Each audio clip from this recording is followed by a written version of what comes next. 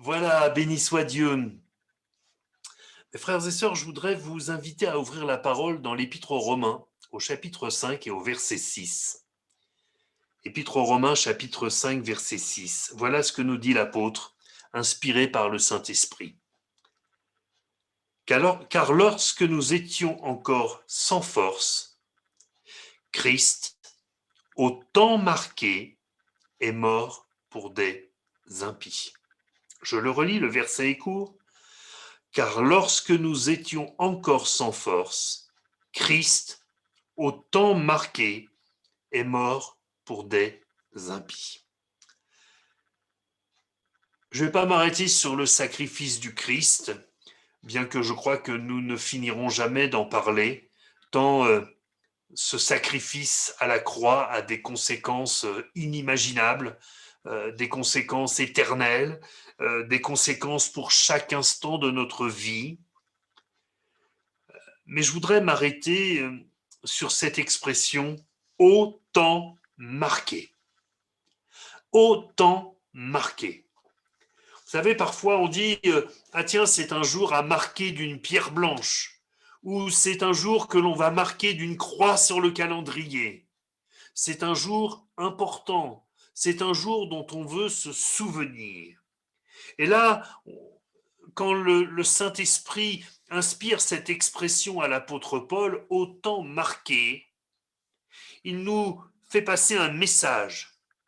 C'est que ce temps n'est pas arrivé par un concours de circonstances, parce que les choses se sont emmanchées comme ça, si vous me permettez cette expression un peu familière, mais simplement parce que Dieu l'a voulu, l'a décidé de toute éternité. Dieu a fixé ce temps. Le septième jour, il s'est reposé de toutes ses œuvres, et le septième jour, le temps où Christ allait donner sa vie était un temps marqué. Dieu avait fixé l'événement et il avait fixé le moment précis. Et je crois qu'il est bon pour nous de nous souvenir que tous les plans de Dieu répondent à cette direction divine. Dieu marque des temps. Le temps de Dieu n'est pas le temps des hommes, nous le savons. La pensée de Dieu n'est pas la pensée des hommes. Mais Dieu a tout fixé d'avance. Dès la naissance de Jésus-Christ, puis au commencement de son ministère, puis à l'approche de la croix, puis pour le temps de son retour, et nous allons développer ces 4 points. Dès sa naissance, dans Luc au chapitre 2 au verset 6, il nous est dit que pendant qu'ils étaient là, le temps où Marie devait accoucher arriva.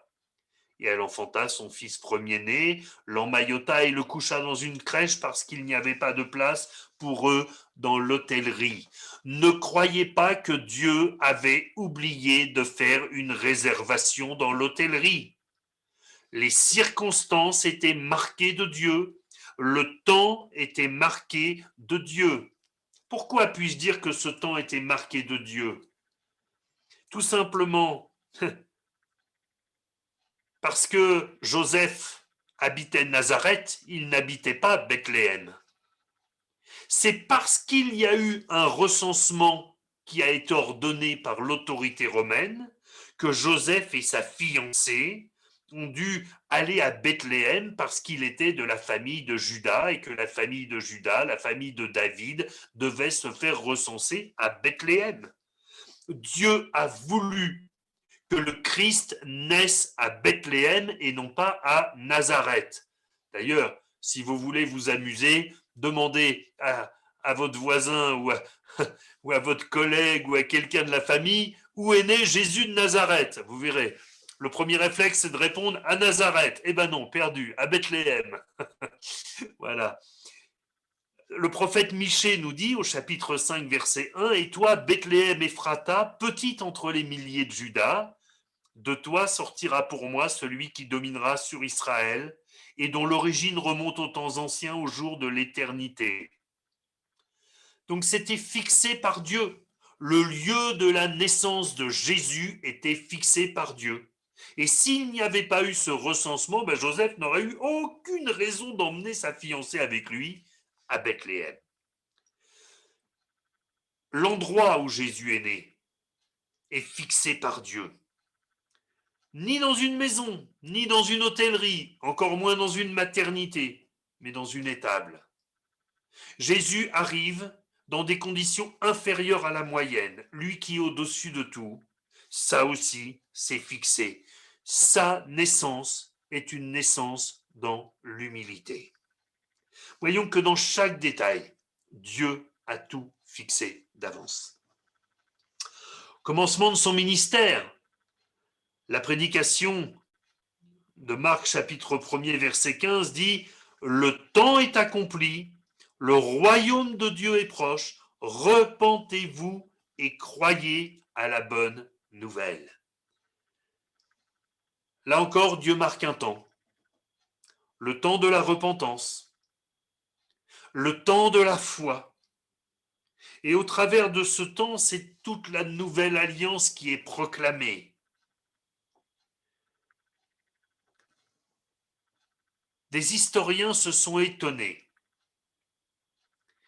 Et des hommes qui n'ont pas la foi ont étudié pourquoi le christianisme s'est répandu aussi vite tout autour de la Méditerranée. Paul parle d'aller en Espagne, il est allé à Rome, il est allé en Grèce. Nous avons des chrétiens qui étaient à Antioche, donc tout ce que nous appellerions aujourd'hui la Turquie, le Liban, tout ça, il y avait des chrétiens partout. En Libye, il y avait des chrétiens. Donc tout ce bassin méditerranéen, d'un seul coup, l'évangile s'est répandu, mais en 50 ans. 50 ans, c'est très peu. Quand on voit que, nous l'avons vu dimanche dernier, encore aujourd'hui, 3,5 milliards d'hommes et de femmes ne sont pas atteints par l'évangile. Et pourquoi l'évangile s'est-il répandu si vite? Pour deux raisons. La première raison, c'est qu'à cette époque-là, dans ce premier siècle, il n'y a quasiment plus de piraterie sur la Méditerranée, parce qu'il y a les galères romaines, c'est la Pax Romana, la paix romaine qui est établie. Il y a des galères romaines lourdement armées qui sillonnent la Méditerranée en permanence et qui font que les pirates vont plutôt aller voir ailleurs qu'en Méditerranée parce que ça devient beaucoup trop dangereux pour eux. Et puis il y a une deuxième raison. Souvenez-vous que Paul, bien souvent, disait « Reprenez-moi à telle ville, allez-y en bateau, moi je vais faire la route à pied. » Eh bien tout simplement parce qu'il y avait les voies romaines. Et des voies romaines, elles faisaient tout le tour de la Méditerranée. Alors, quelqu'un dira concours de circonstances. Nous dirons avec assurance, pas le moins du monde, Dieu avait fixé ce temps. C'était le moment favorable pour que le Christ naisse, pour que le Christ prêche, pour que les âmes se repentent, pour que l'Église prenne naissance et que l'Évangile se répande. Dieu avait tout prévu. À l'approche de la croix, l'Évangile selon Luc au chapitre 9 et au verset 51 nous dit « Lorsque le temps où il devait être enlevé du monde approcha, Jésus prit la résolution de se rendre à Jérusalem. » Là encore, le temps de la mort de Jésus n'est pas le temps d'un abandon, le temps d'une défaite, le temps d'un échec, mais le temps d'une résolution du Fils de Dieu, d'une décision prise dans les cieux. Jean 10, 17 nous dit « Le Père m'aime parce que je donne ma vie, afin de la reprendre. Personne ne me l'ôte, mais je la donne de moi-même. J'ai le pouvoir de la donner et j'ai le pouvoir de la reprendre, tel est l'ordre que j'ai reçu de mon Père. » La Bible nous apprend que la mort est le rendez-vous de tous les vivants. Il est vrai que nous ne connaissons pas le temps de notre dernier souffle. Parfois, nous passons pas loin et le Seigneur nous donne eh bien, d'être secourus. Et puis parfois, eh bien, c'est le moment où nous partons, mais à vrai dire, nous ne le savons pas à l'avance. Parfois, nous croyons que vraiment c'est fichu, et puis et Dieu en décide autrement. Mais Jésus savait ce qu'il faisait, il savait où ça le conduisait, il savait par où il allait passer, et il savait comment ça allait se terminer, parce que c'était des choses décidées à l'avance pour Dieu et par Dieu. Et puis au temps de son retour, Marc 13, 32 nous dit, pour ce qui est du jour ou de l'heure, personne ne le sait, ni les anges dans le ciel, ni le Fils, mais le Père seul. Le jour, l'heure du retour du Seigneur Jésus pour venir chercher son peuple est déjà fixé dans le ciel. Le Père, dans sa souveraineté, est le seul à le connaître, mais c'est un jour fixé. En réalité,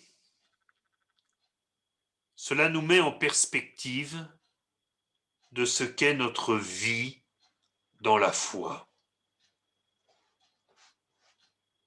Parce que nous voudrions parfois que le Seigneur avance les temps qu'il a lui-même fixés, sauf que quand Dieu fixe un temps, c'est le temps de Dieu. L'Ecclésiaste nous dit il y a un temps pour tout, un temps pour toute chose sous les cieux. Il y a des temps de délivrance. Alléluia. Il y a des temps d'épreuve. Peut-être est-il plus difficile de dire Alléluia quand ce sont des temps d'épreuve. Ce sont des temps qui sont fixés par le Seigneur et que nous ne connaissons pas, afin que nous ne marchions pas par la connaissance, mais par la foi. Mais par la foi. Vous savez, mes frères et sœurs, si nous savions que l'épreuve que peut-être quelqu'un traverse ce soir s'arrêtait très exactement dans 3 jours à 15h38,